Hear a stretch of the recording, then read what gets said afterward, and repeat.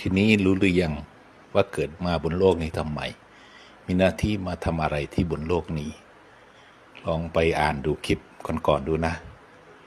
อย่ามัวแต่มาหากินอยู่นั่น หานั่นเป็นเทพเป็นร่างทรงเป็น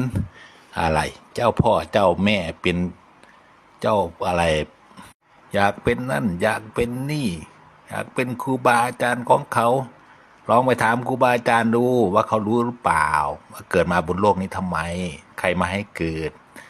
มีแต่อวดเก่งอวดฉลาดกันไปทั่ว เห็นเปล่ามีอยู่6 ข้อนั่นน่ะ